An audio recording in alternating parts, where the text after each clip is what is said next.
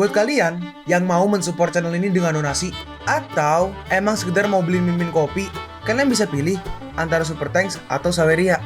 Gue sih nggak masalah kalian pilih yang mana. Cuma kalau bisa, lewat Saweria aja. Soalnya kalau YouTube, potongannya gede, 30%. Kalau Saweria, cuma 5%. Untuk link Saweria, kalian bisa klik aja di atas kanan nih. Atau bisa cek di kolom deskripsi. Tapi kalau mau support, nggak harus donasi kok.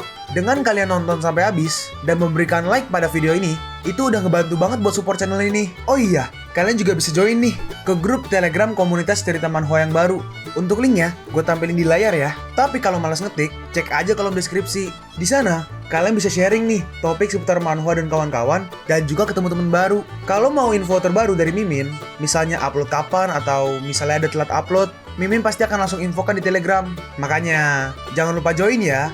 Gak perlu berlama-lama lagi, kita mulai aja ceritanya. Halo guys, Sabik di sini, dan sebelum mulai ceritanya, gue mau ngumumin nih kalau Mimin sekarang ngadain giveaway. Mimin mau giveaway satu buah HP baru saat nanti udah menyentuh 50.000 subscriber. Untuk ikut atau berpartisipasi ada beberapa syaratnya nih, tapi simple banget. Syarat dan ketentuannya kalian bisa lihat nih di Instagram Mimin. Instagram Mimin tuh nih, Mimin tulis nih HP Sabik 12, atau kalian bisa lihat aja nih di link di deskripsi, udah Mimin cantumin di bawah. Di Instagram Mimin itu ada postingan dengan logo cerita manhwa. Nah, di sana kalian bisa lihat tuh syarat dan ketentuannya. Gak susah kok, syaratnya simple banget. Gak pakai ribet, gak pakai susah. 2 menit selesai. Pemenangnya akan Mimin umumin saat udah menyentuh 50.000 subscriber. Tunggu apa lagi? Makanya yuk, buruan subscribe biar cepet-cepet giveaway-nya. Nanti bakal ada giveaway terus kok, tenang aja. Oke, segitu aja. Kita lanjut ke ceritanya. Jika aku datang terlambat beberapa hari, terus saat di lab ternyata sudah sangat parah guys. Ini adalah terus akhirnya di sini Roar bangun, tapi akhirnya tidur lagi. Roar, tidurlah yang nyenyak sementara waktu. Sementara aku mencari bahan obat untuk menyuling pil. BTW ini klon petir ya yang menjaga Roar di sini. Terus Cingyum pergi ke sebuah toko untuk mencari obat. Apa Anda punya rumput ekor phoenix? Enggak. Cingyum bertanya lagi, bagaimana dengan batu cairan merah roh dan 3 rumput pri phoenix? Enggak punya juga. Dalam hati Cingyum, aneh, rumput ekor phoenix memang langka, tapi batu cairan merah dan 3 rumput pri phoenix yang umum masa nggak punya juga? Dan Cingyum pergi lagi nih ke sebuah toko. Si penjual berkata, nggak ada, semua udah terjual habis. Baiklah, dan ternyata di belakang meja ada foto Ye Cingyun, gambarannya. Nah, di sini pergi ke toko lain lagi. Penjualnya berkata, obatku tak terjual habis semua, silahkan kau pergi. Tapi Cingyun nggak pergi tuh. Ada apa lagi? Apa kau tidak mendengarku? Terus kertasnya diambil tuh. Apakah Anda memilikinya sekarang? Cepat pergi. Kau nggak diterima di sini. Cingyun membalas, orang tua itu kan yang memerintahkanmu. Orang tua? Berani kau memanggil master orang tua? Memang apa identitasmu? Apa lebih baik dari Tuan Shan? Cingyun membalas, tentu saja. Si penjual melanjutkan, saya akan segera melaporkannya ke Master Shan. Kecuali, Cingyun bertanya, kecuali aku memberimu ini. Baiklah, aku akan memberikannya kepada Anda. Nah ya, itu benar. Ada, ayo sini. Tapi tiba-tiba si penjual langsung dihajar, langsung dijebrak ke tembok. Gimana? Ada yang lain? Tidak. Cingyun berkata, katakan, di mana orang tua itu sekarang? Gak tahu. Ya, oke, aku akan bilang. Sepertinya yang disebut jenius akan segera mokat. Dan sekarang kita pergi nih ke Persatuan Alkemis Climbing Desolate City. Nah, di kanan ada seseorang, yang kiri adalah Master Shan ya. Master Shan berkata, Pak Tua Chang. Oke, yang rambut putih Pak Tua Chang ya. Pak Tua Chang, kali ini aku telah menyusahkanmu. Bahkan aku berutang budi padamu. Pak Tua Chang merespon, santai aja, gak perlu bersikap formal. Nah itu, dia datang. Datang tepat pada waktunya. Akan ku kasih lihat apa yang terjadi kalau menyinggung alkemis tingkat 4 sepertiku. Terus ada satu nih yang dihajar sama Cingyun. Dan bawahan yang lain ketakutan tuh. Cingyun berkata, aku bukan datang untuk menghabisi. Pergilah jika kalian tidak ingin mokat. Nah, batu darah roh, 3 rumput api phoenix. Lalu Cingyun mengambilnya. Terus tiba-tiba muncul seperti sebuah arai. Hah? Arai? Master Shan berkata, itu dia Pak Tua Chang, habisi dia. Pak Tua Chang berkata, itu gampang. Setelah masuk ke dalam area milikku, bahkan seekor lalat pun gak akan bisa terbang keluar. Dan juga gak buruk, seorang bocah tahu tentang formasi ini. BTW ini adalah formasi tingkat pertama, 6 arai penghabisi. Pak Tua Chang berkata, di kota gurun, aku menggunakan 6 arai penghabisi sebanyak 10 kali. Bahkan untuk orang yang levelnya jauh lebih tinggi dariku, 10 kali 13 nyawa. Pak Tua Chang, mantap. Cingyun bertanya, oh, emangnya kenapa dengan 10 kali arai dan 13 nyawa? Pak Tua Chang membalas, ketika pertama kali aku datang ke Teng Huang City, ada 4 orang di Wuxing dan Wuchong yang tidak setuju denganku. Terus Qingyun lagi ngecek-ngecek. Oh, ternyata di sini. Hah, hei, apa yang kau lakukan? Cari mati, ha? Lalu dia langsung menyerang ke arah Qingyun. Tapi Qingyun berhasil mengetahui sumber dari arainya. Bagaimana kau bisa tahu? Apa kau ingin mengendalikan pedangnya sekarang? Haha, itu hanya formasi pedang tanpa nama tingkat pertama. Kau bahkan memiliki wajah untuk mengambil nama arai 6 penghabisi. Hei kau, apa yang ingin kau lakukan? Gak ada, tapi sekarang adalah giliranku. Hei, berhenti, aku. Dan Qingyun langsung menghabisinya. Sayangnya, ini adalah arai tingkat pertama yang sampah. Jika ini adalah area tingkat kedua, mungkin kau masih memiliki kesempatan. Dan sekarang giliranmu. Jangan bunuh aku. Aku akan memberimu segalanya. Hei, aku peringatkan kau. Aku seorang alkemis tingkat 4. Menyinggungku, kau pasti akan celaka. Qingyun membalas, menyinggungmu? Kau menilai dirimu sendiri terlalu tinggi. Lalu Qingyun mengeluarkan sebuah api itu. Master Chan berkata, api abnormal. Kau kekuatan mentalmu. Kau juga seorang alkemis peringkat 4. Jangan habisi aku. Qingyun membalas, aku sangat ingin menghabisimu saat aku tahu kau menggunakan Phoenix Times untuk menekan kejahatan Phoenix.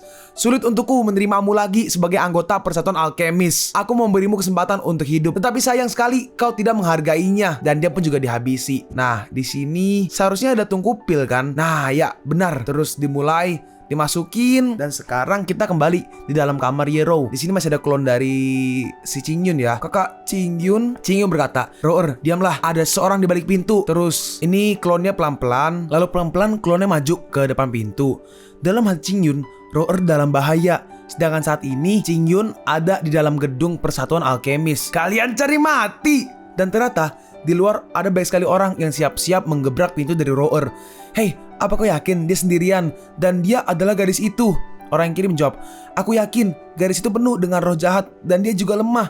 Aku yakin dia orang yang kau cari karena bocah laki-laki yang bersamanya baru aja pergi belum lama ini. Terus bawahannya kanan berkata, saudaraku, sepertinya keluarga Feng membiarkan mereka pergi. Kenapa? Yang kirim menjawab, kau tahu apa, Branks? Ini bukan hanya tentang kejahatan Phoenix. Bukan kita yang memutus. Lalu pas mereka mundur, nabrak tuh sama klon dari Qingyun. Lalu klon dari Qingyun berhasil nih mengalahkan mereka semua. Dan Qingyun pun kembali. Roer, aku kembali. Si klon berkata, gak cocok tinggal di sini untuk waktu yang lama. Karena orang-orang dari keluarga Phoenix telah memasuki kota. Dia mengerti. Qingyun berkata, Roer, minum pil ini. Ini akan membuatmu terasa lebih baik. Kita akan segera ke benteng. Baik kak. Lalu ada narasi guys. Ye Qingyun dan Yero harus pergi ke kota terdekat untuk memasuki benteng. Karena Master Ara yang mendaki gurun dihabisi oleh Ye Qingyun. Ya, dalam hati Qingyun, meskipun Feng Chuan Sanhuo bisa menekan Phoenix di tubuh Ruoer, tapi itu hanya sementara. Jika Feng Xia pecah di tubuhnya, konsekuensinya, Qingyun berkata, Ruoer, istirahatlah. Kita akan segera tiba di kota Shenghuang. Dalam hati Ruoer, saudara Qingyun sangat baik padaku. Ruoer berkata, mulai sekarang aku akan merawat saudara Qingyun dengan baik dan memasak serta mencuci pakaian untukmu. Qingyun merespon, jangan bicara omong kosong. Kemampuan memasakku lebih baik darimu. Ruoer melanjutkan, hehe, kakak Qingyun sangat enak memasak makanan. Kalau begitu, aku akan mencuci pakaian untukmu. Hore! Dalam hati Qingyun, aku berharap untuk menemukan bahan obat pil di benteng Pahuang. Jika tidak, aku akan pergi ke alam dewa yang lebih rendah. Dan sekarang mereka pun sampai di arai teleportasi kota Ascension. Oh, yang kemarin guys. Ya, tidak ada masalah dengan tokennya. Si Patwa berkata, aku ingin tahu apakah ada orang dalam kereta yang akan pergi ke benteng. Qingyun menjawab, apakah kau memiliki token tambahan di tanganmu? Aku ingin membelinya, gak peduli berapapun harganya. Si Patwa bertanya, emangnya apa yang ada di gerbong? Qingyun menjawab, adikku, dia sakit dan aku ingin pergi ke benteng Pahuang untuk mencari bahan obat untuknya. Untuk melihat apakah dia bisa disembuhkan atau enggak. Si Patwa merespon, anak muda yang baik, ada banyak master di benteng. Dan aku pikir, kau masih muda, jadi jangan pergi. Bukannya ada alkemis baik di benua ini, kenapa pergi mati sia-sia? Qingyun menjawab, enggak, aku sudah mencari semua alkemis dan tidak ada yang bisa menyembuhkan adikku. Sepertinya penyakit adikmu tidak sederhana. Ada cara untuk mendapatkan token, tapi lupakan aja, kau masih tidak harus pergi ke sini tanpa token. Qingyun merespon, tidak apa-apa Pak Tua. Si Patwa bertanya, apa bisa kau menyelamatkan hidup adik perempuanmu? Qingyun menjawab, tentu saja, dia adalah adikku. Baiklah, sini kemari dan ku beritahu sesuatu. Nah, jangan khawatir, lelaki tua itu masih agak kurus di Ascended di Solid City ini. Dan adikmu akan baik-baik aja di sini. Qingyun merespon, terima kasih Pak Tua. Mungkin dikasih tahu sesuatu mungkin ya. Kakak, Qingyun berkata, Roer, tetap di sini dan jangan kemana-mana. Aku akan segera kembali. Si Patwa berkata, kakakmu orang baik. Orang tua itu tidak memikirkan masa muda yang hilang itu. Dan sekarang kita lihat, kita pergi ke sebuah arena. di mana ada seseorang yang sedang dihabisi. Habisi. Sial. Dan di sini ada 2 orang ya guys. Nah, orang yang ada 3 guys, ada 3. Ini panjang banget frame-nya. Ada 3 orang. Orang yang baju coklat adalah dia keluarga Wang Yichu. Terus yang kedua namanya Xiang Quan Changye, itu yang baju biru ya. Dan yang ketiga adalah Chuning An yang paling bawah nih. Wang Yichu berkata, ini sangat keren. Dia nggak bisa bertahan untuk 1 batang dupa. Chuning An menambahkan, ini benar-benar mengecewakan. Dan sekarang Qingyun berada di ruang tunggu di luar lokasi. Seseorang menghampiri dan berkata, nah, apakah kau ingin menjadi VIP atau menantang? Jika Anda ingin menjadi VIP, Anda harus membayar 100 kartu perak. Tentu saja ini adalah biaya 1 tahun. Anda bisa datang untuk menonton pertandingan kapan aja sepanjang tahun. Qingyun menjawab, aku ingin menjadi penantang. Si cewek berkata nih, baik, tolong bayar 100. Loh, penantang? Dalam hati si klien mungkin ya, pemuda ini bahkan belum berusia 16 tahun. Jadi aku pikir dia adalah tua muda. Qingyun bertanya, kenapa? Nggak bisa? Dia menjawab, tentu saja tidak. Penantang tidak perlu membayar. Saya ingin tahu apa yang ingin ditantang oleh Tuan. Apakah Anda akan menantang proyek ini? Qingyun menjawab, tidak, aku ingin menantang yang teratas. Hah? Terus ada 2 orang ngeliat nih. Orang yang kiri berkata, ada apa? Lu Xiaoyou berteriak begitu keras. Yang kanan merespon nih, nggak tahu. Apa kamu tidak melihatnya? Tuh, kita lihat ya guys. Habisi 10 monster berturut-turut untuk mendapatkan token benteng Pahuang. Catatan, basis budidaya monster pertama adalah 2 tingkat lebih rendah dari penantang. Dan setiap monster setelah itu 1 tingkat lebih tinggi dari yang sebelumnya. Tuhan dan orang-orang itu mendengar agak bingung. Orang-orang berkata, dia sangat konyol. Iya, seorang anak laki-laki yang belum tumbuh bulu menantang 10 monster. Mungkinkah dia bodoh? Dah, selamat berjuang. Terus Qingyun langsung memunculkan auranya. Itu momentumnya sangat kuat. Qingyun berkata, apa bisa aku menantang sekarang? Si pelayan bertanya, apa kau yakin akan menantang yang satu ini? Iya, Wang Yichu berkata, ada keributan. Di mana? Xiang Quan Changye berkata, nggak buruk. Seseorang ingin menantang 10 monster. Cuma seorang bocah bau. Apa bagusnya? Wang Yichu berkata, aku takut kalau bocah itu nggak bisa bertahan lebih dari 5 menit. Xiang Quan, bagaimana? Kita tambahkan sesuatu? Hehe, boleh. Lalu Xiang Quan ngomong lewat telepati nih ke si pelayan. Tambahkan beberapa bahan. Siap. Qingyun bertanya, ada apa? Bukan apa-apa. Hanya saja lebih merepotkan untuk mempersiapkan 10 monster yang sesuai. Dan itu membutuhkan waktu. Tentu saja Anda juga perlu menunjukkan kekuatan Anda dan kualifikasi Anda. Jebret dan ditutup. Terus di dalam, saat pintunya ditutup, muncul seperti asap-asap. Dalam hati Qingyun, asap pil ungu pemakan jiwa. Pil ungu pemakan jiwa adalah pil kelas 4 yang bisa melipat gandakan kekuatan. Namun efek sampingnya dapat menimbulkan kegilaan. Dan di sini Qingyun pun langsung keluar. Dalam hati si pelayan, aneh, bukankah seharusnya dia berwarna ungu? Bahkan setelah menambahkan bahan, tidak berhasil pada bocah itu. Lebih baik bertaruh berapa banyak kepala yang bisa dia habisi. Cucia yang kanan berkata, baiklah, aku yakin dia bisa menghabisi 3 kepala. Bagaimana dengan kalian? Wang Yichu berkata, aku bertaruh 5 kepala. Cucia merespon, 5 kepala. Kau terlalu tinggi menilai dia. Bagaimana denganmu, Xiang Quan? Xiang Quan menjawab, aku bertaruh 8 kepala. Dalam hati Xiang Quan, energi hitam. Bukankah seharusnya energi menjadi ungu setelah menghirup asap pil ungu pemakan jiwa? Wang Yichu bertanya, berapa tadi yang kau bilang? 8 kepala. Jangan menyesal Xiang Quan. Aku akan menggunakan bola roh raksasa milikku sebagai taruhan. Bagaimana denganmu? Xiang Quan menjawab, jangan menyesal. Aku akan memakai seni bela diri lokal bermutu tinggi sebagai taruhan. Aku akan memakai tombak raja milikku sebagai taruhan. Lalu keluar nih. Yang pertama nih ada hewan buas beruang. Dan dengan cepat beruang itu maju ke arah Qingyun. Lalu Qingyun menggunakan skill tapak penghancur. Dan dalam sekali serangan Qingyun berhasil mengalahkannya. Apa aku salah lihat? Dia menghancurkan awan. Jadi serangannya tuh pakai tangan kan, kayak di uppercut pakai telapak tangan, dan serangannya berdampak sampai ke awan tuh. Benarkah? Xiang Quan berkata, ayo lanjutkan. Kenapa kau malah kebingungan? Baik, Xiang Quan berkata, jika aku menang, tubuh tanpa jiwa juga akan menjadi milikku. Benar kan? Itu. Dan kali ini kepala kedua atau monster kedua berhasil dikalahkan. Dan kali ini udah keempat nih guys. Dan akhirnya sampai ke angka 8. Buka varian tingkat kedua. Xiang Quan berkata, varian tingkat kedua telah dimulai. Sangat disayangkan sekali. Wang Yichu merespon, saudara Xiang Quan, orang seperti itu jarang sekali ada, bahkan di benteng Pahuang kita. Jika mereka lebih kuat, mereka bisa dibandingkan dengan 10 penjahat itu. Xiang Quan berkata, ya, aku tidak menyangka akan ada karakter seperti dia di kota kecil ini. Cucia berkata, Jika kau tidak menggunakan pil pemakan jiwa, dia akan menjadi bawahan yang kuat. Tapi jangan sedih, Xiangquan. Setidaknya ada tubuh yang berdaging.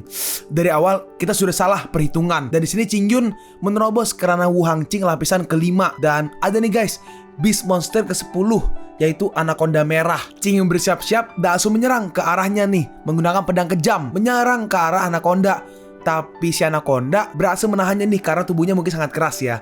Sulit sekali, anacondanya berbalik menyerang dan jebum. Di sini Qingyun memunculkan banyak sekali klon untuk menyerangnya nih. Teknik 9 bayangan untuk menyerang. Terus yang satu digigit, ditangkep, dikalahkan, meledak. Tapi dari ledakan itu, si anaconda sedikit terluka. Dan Qingyun dengan cepat langsung maju dan menggunakan skill teknik mata menggigit. Buka! Qingyun berkata, tenanglah, teknik pedang kejam. Lapis ketiga, hujan cahaya merah tanpa pedang. Dan serangannya terus dilancarkan bertubi-tubi ke arah si anaconda. Dan Qingyun berhasil mengalahkannya. Mustahil, bagaimana bisa dia tidak kehilangan akal? Hahaha, gak buruk. Xiangquan berkata, nak, apakah kau tertarik menjadi bawahanku? Aku bisa melatihmu menjadi ahli bela diri nomor 1ku. Dalam hati mereka berdua, dia mendahului. Hei tuh, apa? Ahli bela diri tingkat 1. Bocah ini berlatih dengan baik. Wang Yichu berkata, aku putra keluarga Wang. Apakah kau tertarik untuk bergabung dengan keluarga Wangku? Menjadi bawahanku, Wang Yichu. Cucia, Cuning An, gue panggil Cuci aja ya. Cucia berkata, datanglah ke keluarga Cuku. Keluarga Cuku pasti akan membuatmu berkembang dengan pesat. Qingyun membalas, mana token benteng Pahuang yang menjadi hakku? Dan ternyata tokennya ada di Xiangquan. Dan Xiangquan melemparnya. Ini, tangkaplah. Dan Qingyun berhasil menangkapnya. Tapi tangan Qingyun sedikit terluka tuh. Dan Qingyun sadar. Lumayan. Wang Yichu bertanya, Xiangquan, lemparanmu tadi itu 60% kan? Xiangquan menjawab, hampir. Aku harus melihat apakah dia memenuhi syarat atau enggak. Cucia berkata, jika kau tidak yakin, jangan merebut guguk yang akan bekerja di bawahku. Oh, apa kalian pernah berpikir siapa dia sebenarnya? Dan di sini Qingyun langsung pergi. Hei tuh, dia terbang melesat. Siapa dia? Dia menolak ketiganya. Omong kosong. Kekuatan seperti itu di usianya, dia bisa menonjol di mana-mana. Wajar bersikap sombong. Namun, cari mati. Cepat, kejar dia. BTW, kalau misalnya dapat invitean 3 orang dan Qingyun pergi begitu aja, itu artinya dia menolak permintaan 3 orang itu ya. Ajakan lebih tepatnya, ajakan untuk bekerja di bawahnya. Dan mereka menganggap itu sebagai hinaan. Di sini Qingyun langsung pergi, balik ke portalnya dan sampai ternyata, nah di situ ada si Roer. Kak Qingyun, Roer. Qingyun langsung menghampirinya. Qingyun berkata, tubuhmu masih belum fit. Jangan berlarian. Roer merespon, Kak Qingyun, aku pikir kau tidak menginginkanku lagi. Hei, Roer, jangan seperti itu. Roer melanjutkan, biarin, aku akan mengikutimu. Aku akan mengikuti Kak Qingyun sepanjang waktu. Garis bodoh, gak mungkin kau mengikutiku sepanjang waktu, bukan? Roer merespon, ya aku maksud seumur hidup.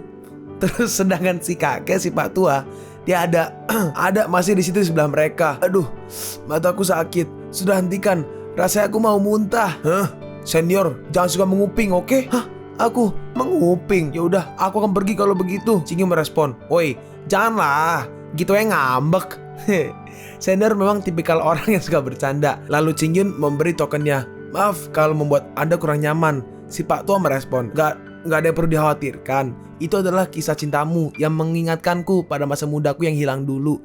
Baiklah, kalian bisa pergi sekarang. Qingyun merespon, terima kasih banyak senior. Dalam hati senior, bakal sangat jarang untuk mendapatkan token Pahuang melalui tantangan. Yaitu tantangannya tadi ya guys. Jika bocah ini tidak mau cut, dia akan menjadi orang besar di masa depan. Terus tiba-tiba ada penjara kakeknya. Kakek dicucuk dari belakang menggunakan pedang. Senior, jangan pedulikan aku. Masa mudaku yang hilang, aku datang. Dalam hati si kakek, aku gak pernah menyesalinya nak.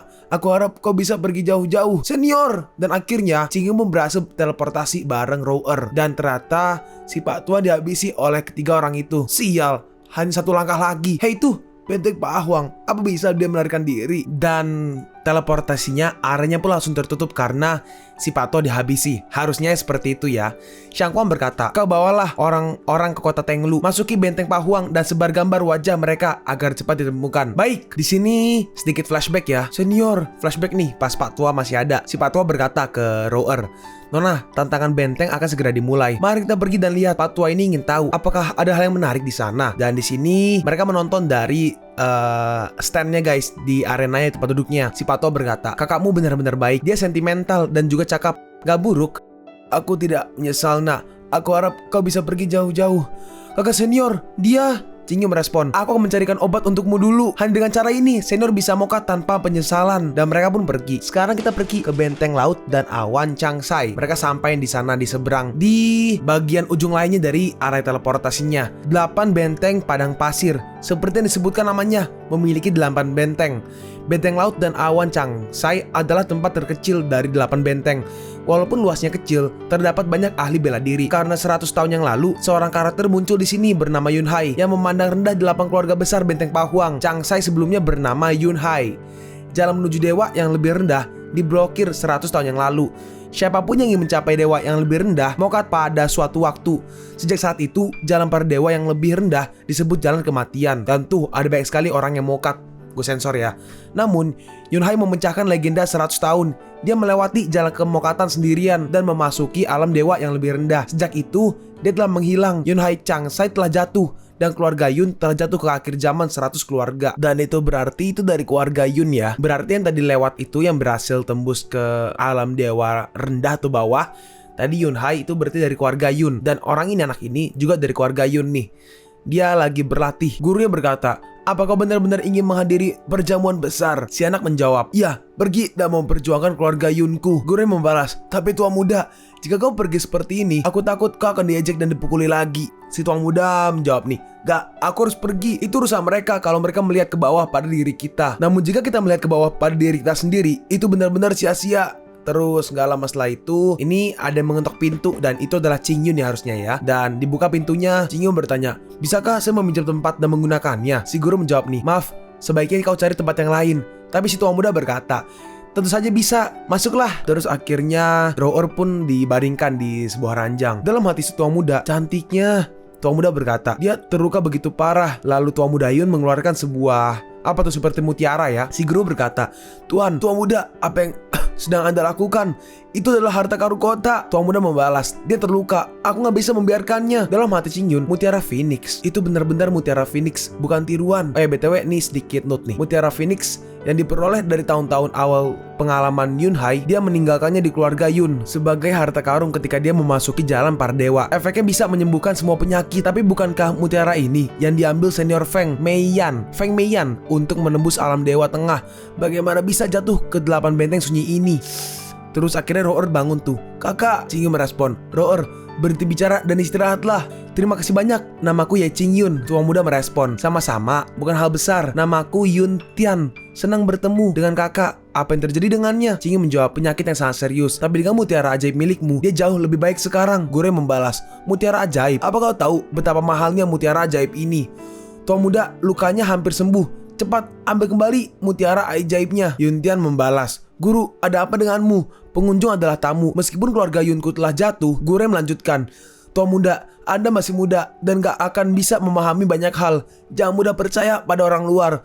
Mereka orang-orang jahat. Orang ini pasti datang untuk mendapatkan mutiara Phoenixmu. Kurasa dia akan mencari cara untuk mengambil mutiara itu sebagai miliknya." Chingyun bertanya, "Hah? Mengambilnya?" Tua muda merespon, "Tuan Wang, Anda terlalu baik berpikir. Ya Chingyun tidak seperti itu." "Aduh, tua muda, hati manusia itu jahat. Kau gak bisa melihat ke permukaan ketika kau ingin melihatnya." Yun Tian berkata, "Tuan Wang, ada tanda jiwaku di mutiara Phoenix. Tidak ada yang bisa mengambilnya. Jangan terlalu memikirkannya. Biarkan mutiara itu di sini untuk saat ini. Belum terlambat untuk mengambilnya kembali saat dia sembuh." Chingyun merespon, "Terima kasih banyak." Gure membalas, "Dasar gak tau malu." Yun Tian berkata, "Tuan Wang, ada apa denganmu hari ini? Jangan membahasnya lagi." Baiklah. Karena sudah larut, kita harus berangkat." Chingyun bertanya, "Pergi kemana?" Gure membalas, "Bukan urusanmu. Lagian, tua mudaku juga tidak akan mengajakmu.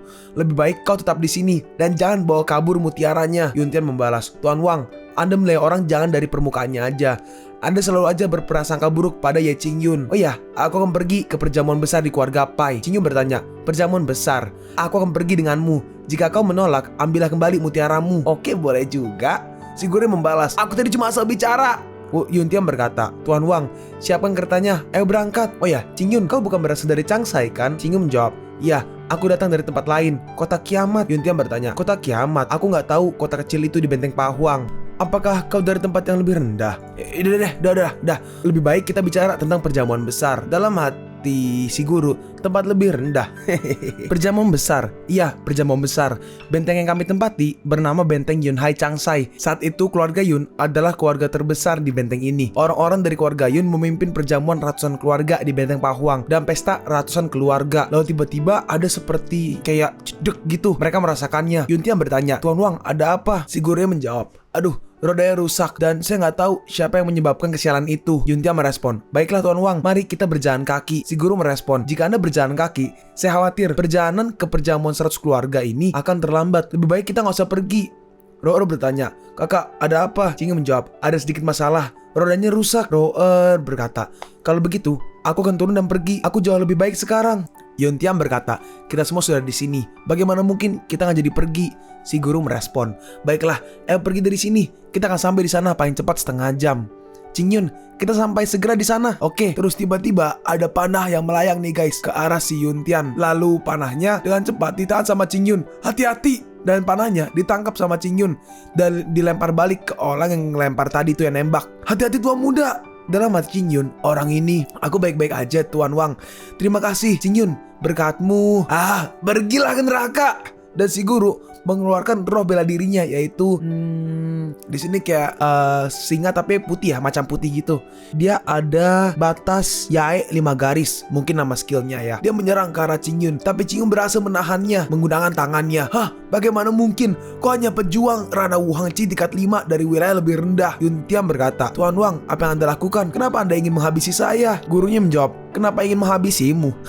Tentu saja, karena ilmu sudah mokat. Apa kau paham? Dan di sini ada 3 orang ya guys yang muncul. Ini kayaknya ini ada kayak semacam kultivasi lagi nih guys. Ini tulisannya batas Yae 5 garis. Ini kan beda, kayak beda dunia. Bukan beda dunia sih, beda lah dibanding tempat Cingyun sebelumnya sama tempat ini. Benteng Pahuang ini kan beda. Mungkin ada beda basis kultivasi lagi. Di sini ada 3 orang di batas Yae 5 garis. Cari mati. Apa kau sengaja menargetkanku dari awal karena kehadiranku bisa mengganggu rencanamu? Di sini Cingyun berhasil menahan serangan orang-orang itu dan mengalahkan mereka. "Kau mustahil. Siapa kau sebenarnya?" Cingyun menjawab, "Aku hanya remaja biasa." Lalu si guru berkata nih, si Tuan Wang, "Tunggu sebentar. Kau nggak bisa menghabisiku. Apa kau tahu siapa aku?" Terus Cingyun langsung berhenti pedangnya. Emangnya siapa dirimu?" Lalu tiba-tiba ada yang melancarkan panah nih, dan panahnya mengenai kepala dari si Tuan Wang dan langsung hilang.